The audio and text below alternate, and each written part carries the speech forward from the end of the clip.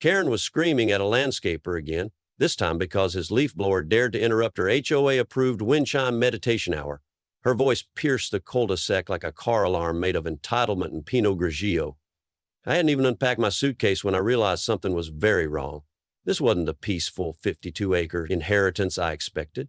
It was a gated circus, and the ringmaster, a disbarred ex-lawyer with a vendetta, a clipboard, and the HOA from hell. If there's one thing retirement taught me, it's that peace and quiet are highly overrated when you've spent 2 decades hunting down white-collar criminals for the IRS. After 20 years of chasing offshore accounts, shell companies, and more fake nonprofits than I care to remember, I was ready for something simple, like watching cactus grow and arguing with squirrels.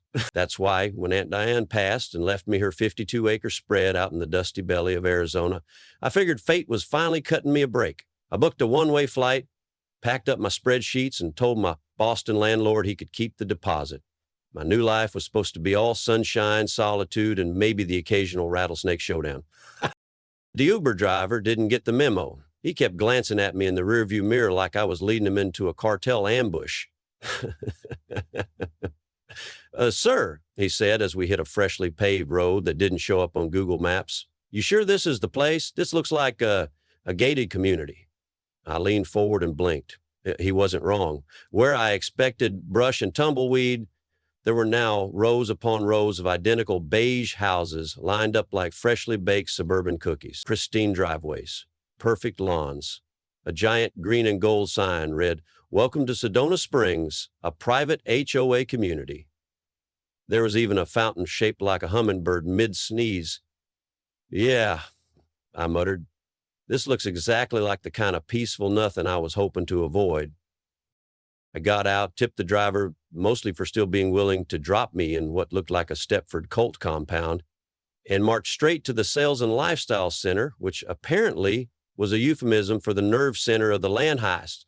The receptionist was a 20-something with acrylic nails, a neon smile, and a name tag that said Tiffany with an I. She greeted me like I was her long-lost prom date. Hi there. Looking to invest in Phase 3? We're already 80% sold. I didn't answer. I just handed her the deed. Worn, notarized, and signed in my aunt's meticulous cursive. Her smile faltered for half a breath, then reset itself like a malfunctioning animatronic.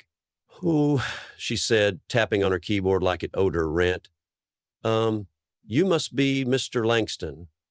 Our HOA president's actually been expecting you." That was the moment I knew I'd stepped into something far more pungent than HOA-approved fertilizer. The president? Expecting me? The last time I checked, surprise land theft wasn't a welcome committee activity.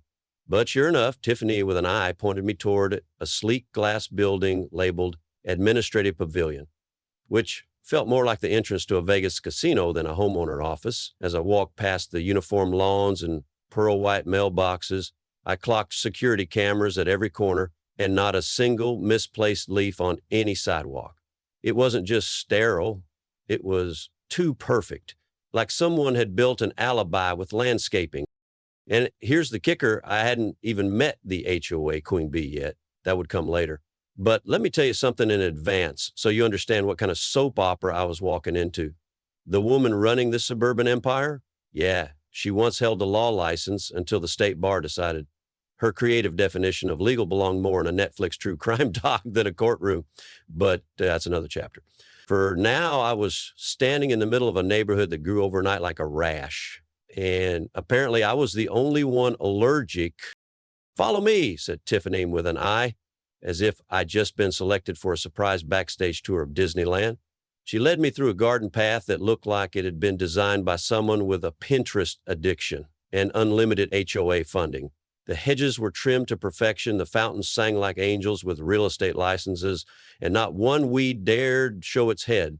We finally reached the so-called Administrative Pavilion, which frankly looked less like an HOA office and more like the kind of building where secret agents debrief after overthrowing small governments. Glass walls, biometric scanners, marble lions. Subtlety was not on the blueprint.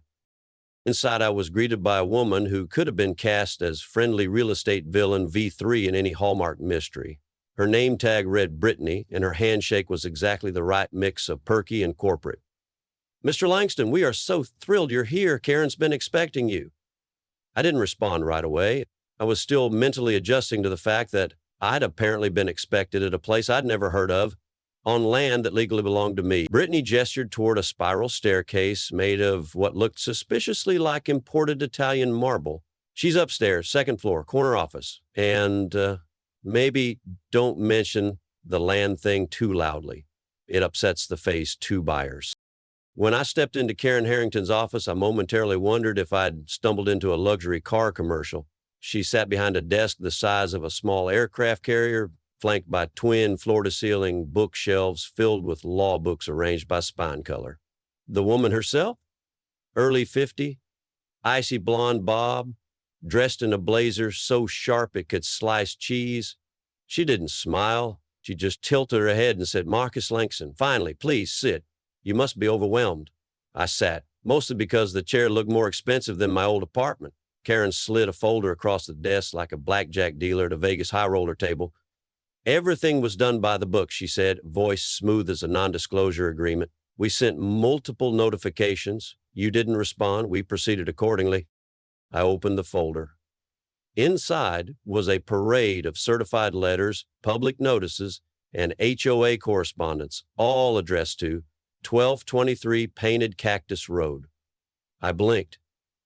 That house had been bulldozed 2 years ago, after Aunt Diane's passing and a particularly enthusiastic termite infestation. "This is the address you used?" I asked. Karen leaned back, steepling her fingers like a Bond villain with a planning committee. "Course. It was the last known address on file.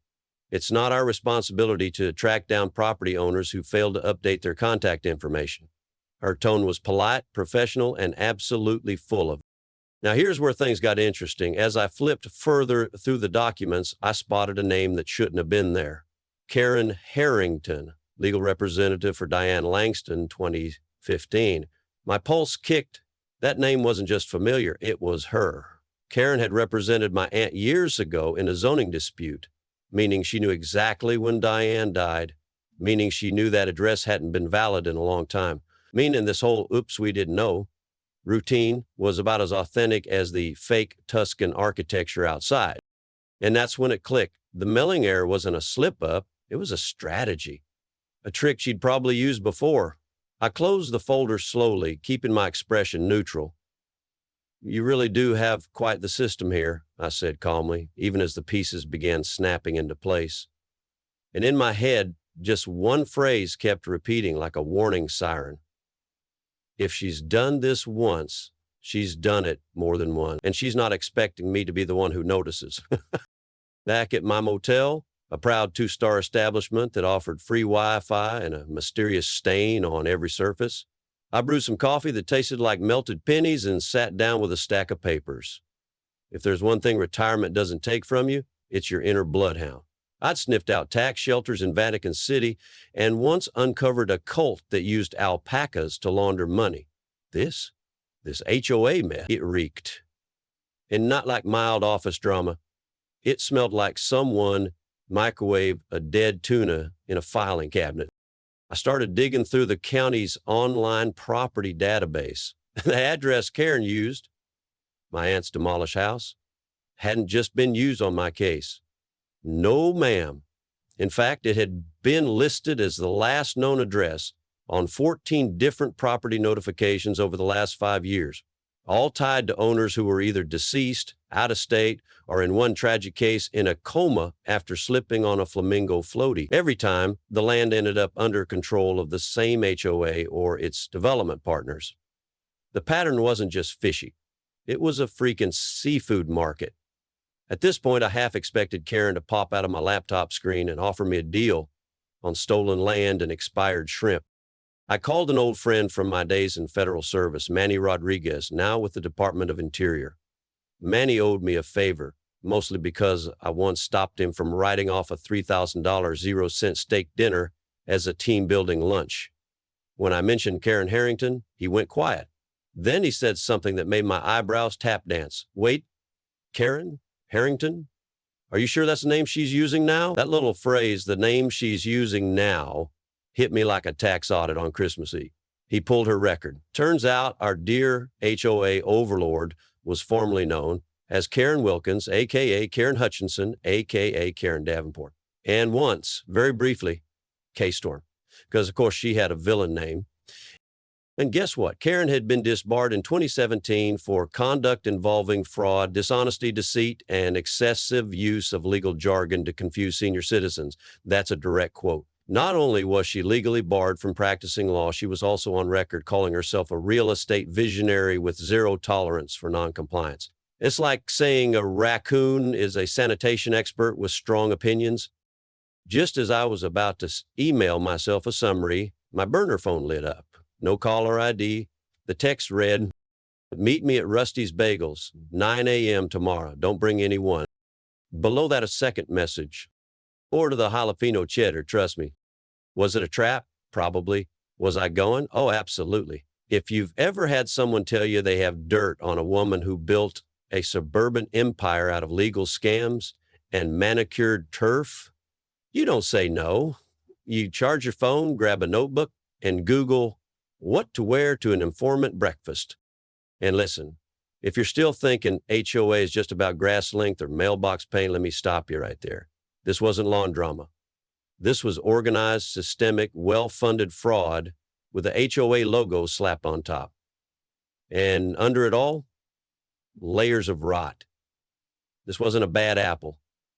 It was the whole orchard, sprayed in Febreze, wearing a fake smile and charging monthly dues for the privilege. The deeper I went, the more it smelled like a seafood buffet in a heat wave. And I hadn't even lifted the lid yet. Rusty's Bagels wasn't exactly the kind of place where conspiracies unfolded. It was the kind of place where retirees argued about pancake thickness and the air permanently smelled like cream cheese and regret. I got there early, grabbed a corner booth, and ordered the jalapeno cheddar bagel like the text told me to. Either I was about to uncover a smoking gun or get food poisoning with flair. At 9:01, she walked in. Sleek navy pantsuit, oversized sunglasses, the kind of posture that screamed, "I used to believe in the system, but now I flinch when I hear the word compliance." She scanned the room, spotted me, and walked over like she was about to negotiate a peace treaty. "Mr. Langston," she said, "I'm Emily Drake. I used to work for Karen. And if you're sitting here, that means she's officially messed with the wrong guy." I offered her a seat, and the bagel, she waved it off like it was laced with HOA bylaws. Her hands trembled slightly as she opened her briefcase and pulled out a folder thick enough to qualify as a self-defense weapon. "This HOA," she began, "isn't a community management group. It's a front, a legal Trojan horse. Karen built it to identify vulnerable properties, widows, absentee heirs, people too dead to file complaints and take them." She flipped to a page marked with yellow tabs. "She finds the gaps, the old mailing address, the out-of-state cousin who doesn't know the property still in the family. She files fake notices, plays by just enough rules to seem legal, and snatches the land before anyone realizes it's gone." I stared at the printouts, signatures that looked copied and pasted, property transfers that happened faster than a Vegas wedding. Karen wasn't running an HOA. She was running a hostile corporate takeover with mailboxes and patio rules. Then Emily dropped the real bomb. "Your aunt," she said, eyes locking with mine, "was the only person who ever stood up to her 10 years ago. Diane Langston filed multiple complaints with the state attorney, environmental board, even the bar association.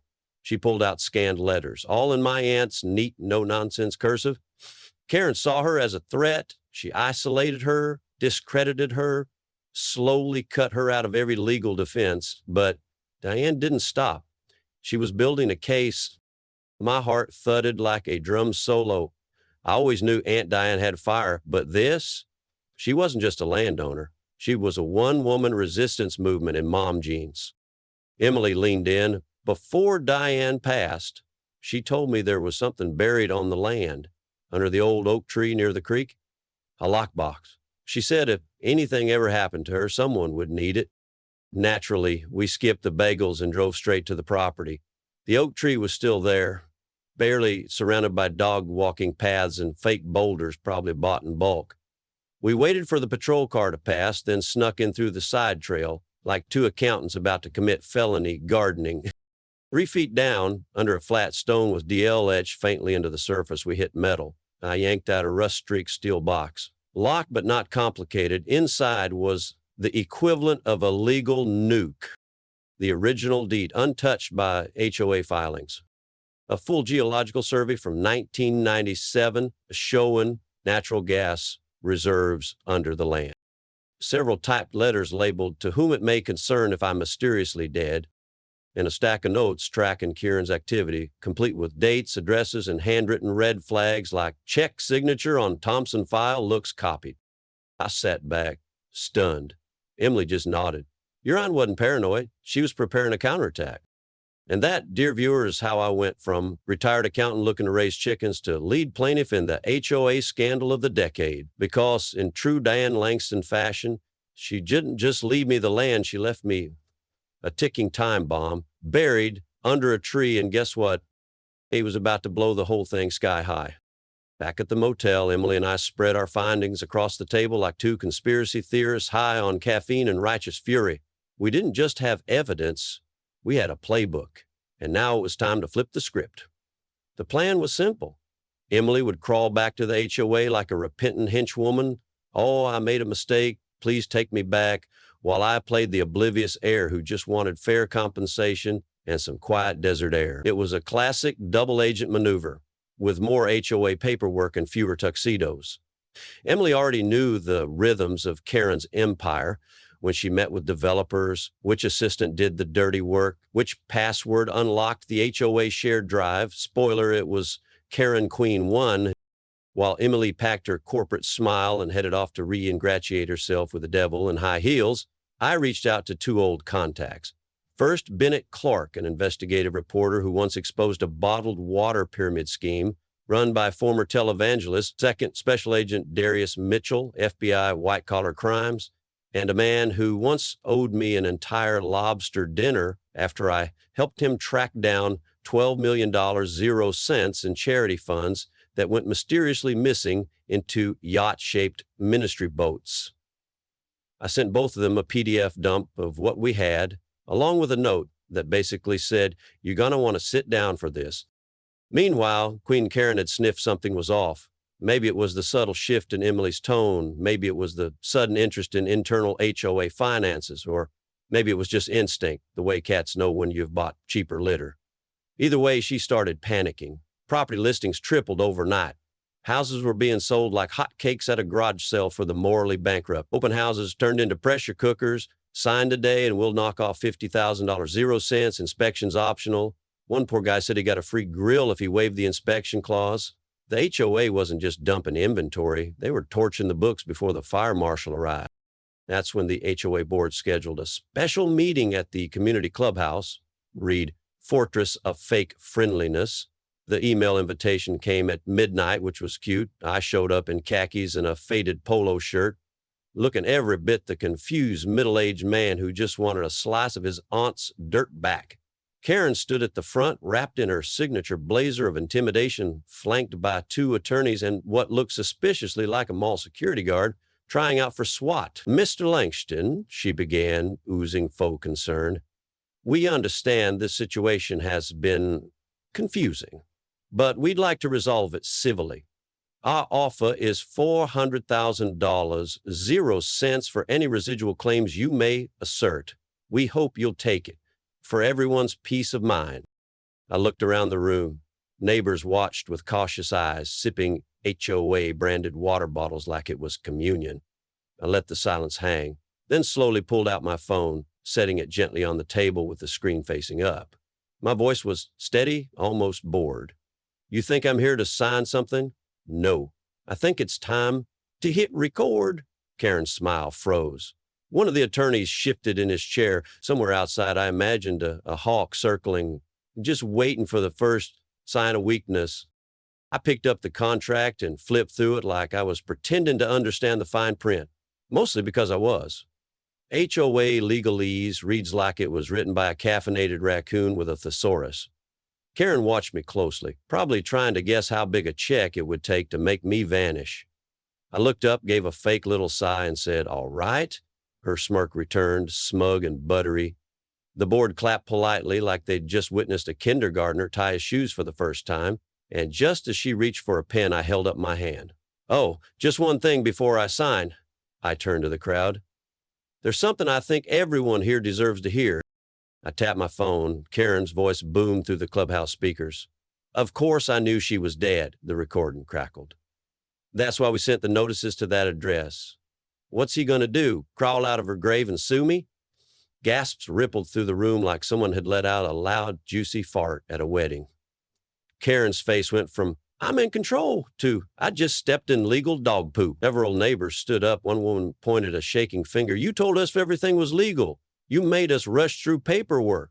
A man near the back shouted, my inspection took 7 minutes. The guy didn't even get out of his car. It was like popping the cork on a bottle of pent-up HOA rage. Years of silent frustrations came flooding out in a glorious suburban uprising.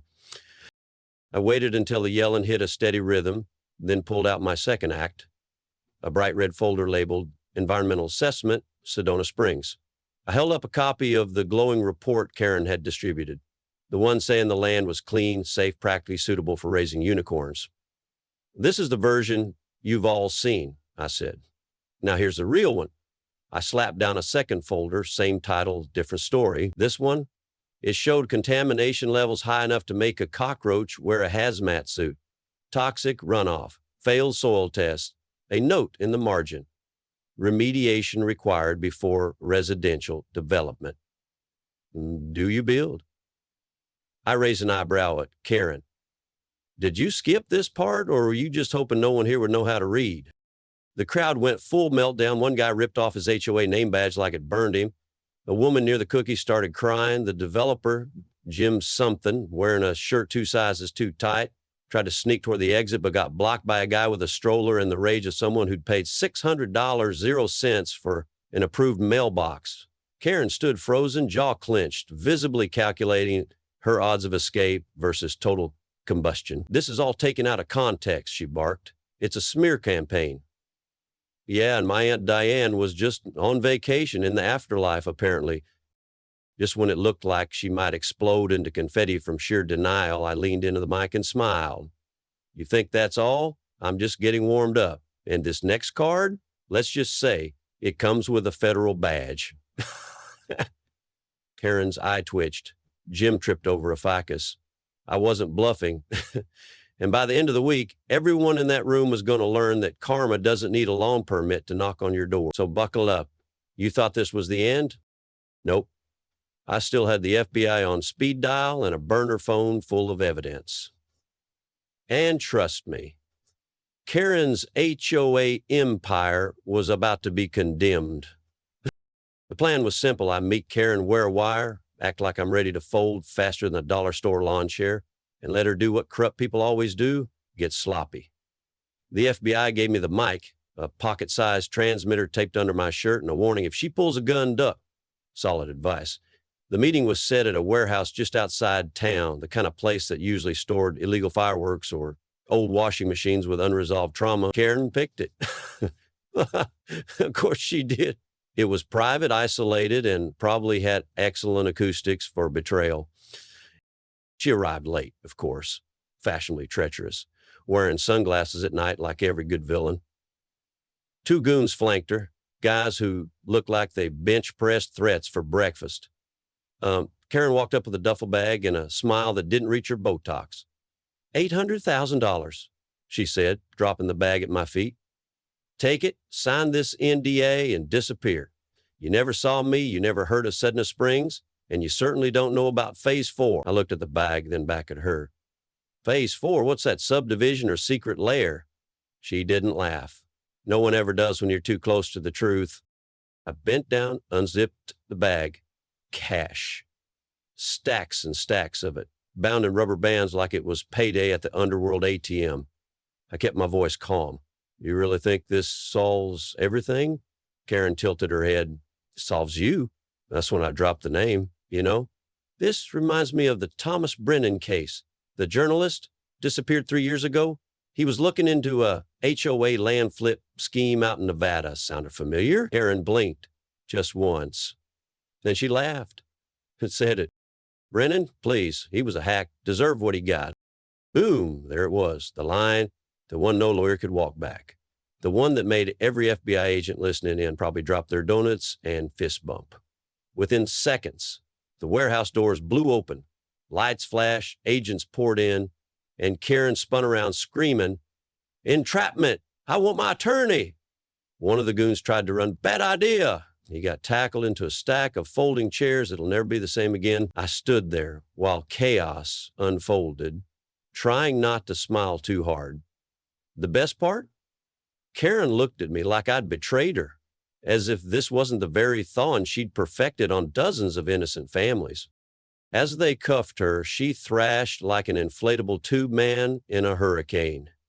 "You don't understand. This is bigger than me. You're only seeing the surface," she shrieked. "This is the tip of the damn iceberg."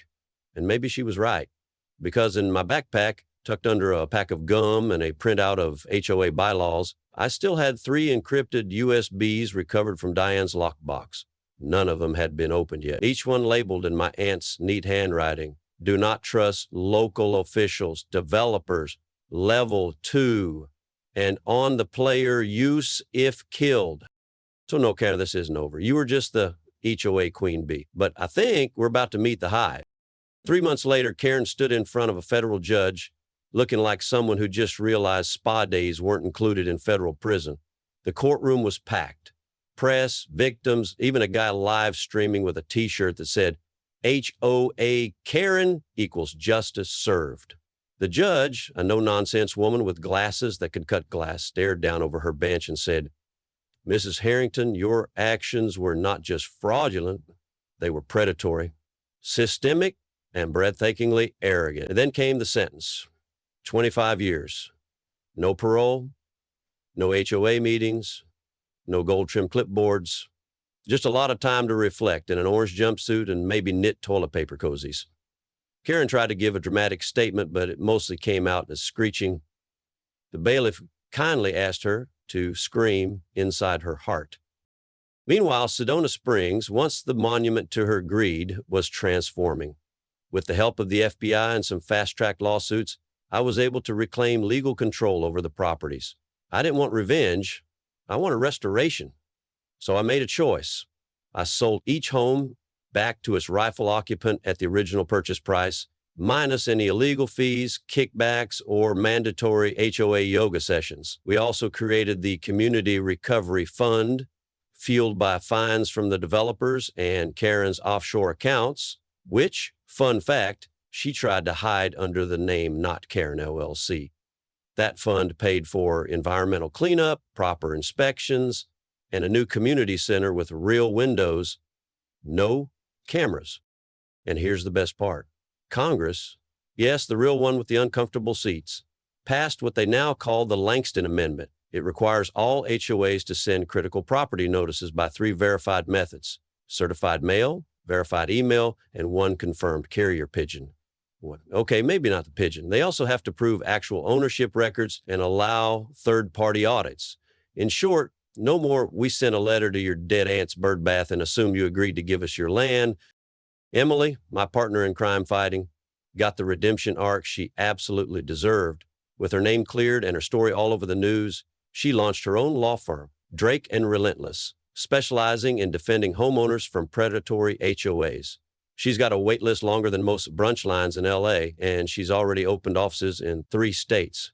I hear she makes Karen jokes in her legal briefs. The woman's got style.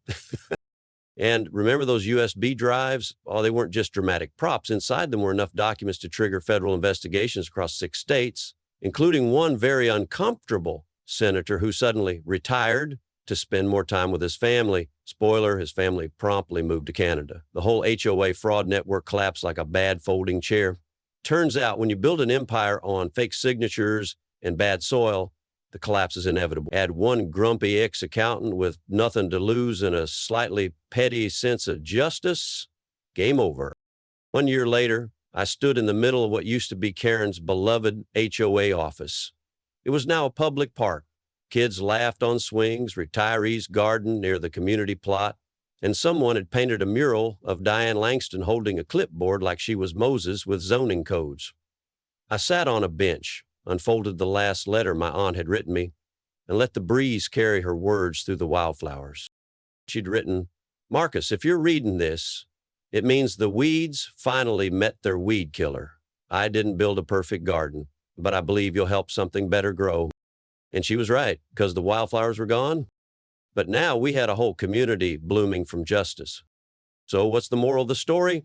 Simple. Never underestimate a retired accountant with Wi-Fi and a grudge. But really, this is about standing up. Even when the system's rigged, the odds are stacked, and the HOA president has a better office than most senators.